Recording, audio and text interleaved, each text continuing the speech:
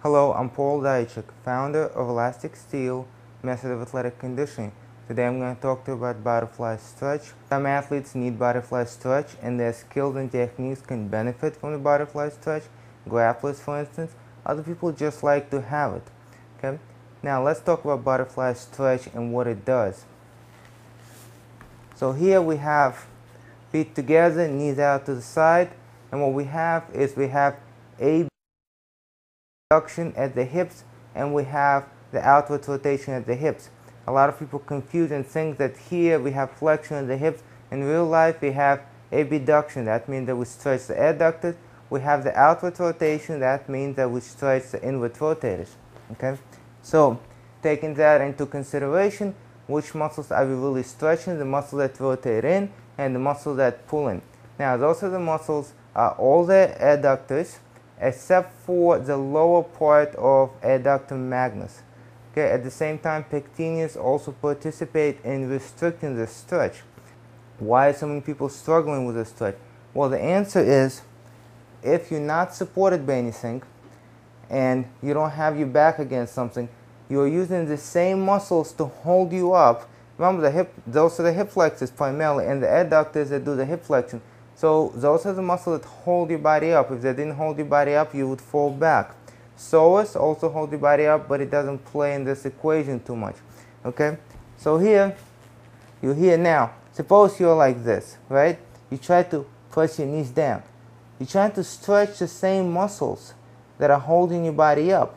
So if you were to place your back against something, now at least those muscles don't have to hold you up. You can press on them and they don't have to hold you up because your back is supported. You're not going to fall backward. So now you can place the full pressure of your hands down. That's the first thing to do. Okay, it's a very basic thing to do. Next, what we can do is take something. In this case, I'm using an encyclopedia. Yoga block would work. Okay. Now this is a small distance. I just separated my feet a little bit, but that brought them into greater abduction. That means greater stretch for the adductors. Okay. And then you press here. Now, if you can press here with that extra separation, when you remove it, you press down, it becomes that much easier. Now, if you don't have anything to support your back, there's another option. And what you have to do here is actually lift your hips so that the angle, which is the same angle, now changes. Notice, by lifting from here, you're changing the angle. Okay. Now, I'm not using much of a height, just a little bit here. Most people who cannot do the butterfly stretch, they're going to need a significant height so that now their body goes from this position. The angle doesn't change between my hands. However, the whole thing turns. Okay?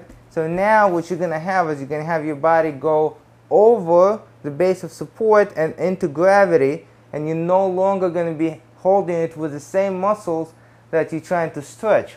Now, a word of caution about this: when you do something like this, you're not going to feel it if you lift a little bit like I did. I just lifted a little bit. But if somebody lifts a lot, lifts their glutes a lot, sit on something high, like let's say a yoga block or 2 yoga blocks, and try to press down on the knees in this position, what's going to happen is the ankles and the feet are going to be in very bad position, and very often these ligaments here are going to get stretched, and then you're going to get more problems than you're asking for, and you would wish that you never started working on the whole butterfly stretch to begin with. Okay, so the way to solve that is to place something under your heels. Okay, keeping your heels supported. Little toes on the floor, but heels supported. Okay, when you do something like this and you press on your knees, you're no longer placing these ligaments in danger. Okay, so those are the 3 options. Now, all of this are relaxed stretches. As many of you know, I'm not a strong supporter of relaxed stretches. Relaxed stretches have their place, but there are other stretches that work a lot faster. The newest being kinesiological stretches. And I recommend that you look into it. I'm Paul Dajcik. Thank you for watching.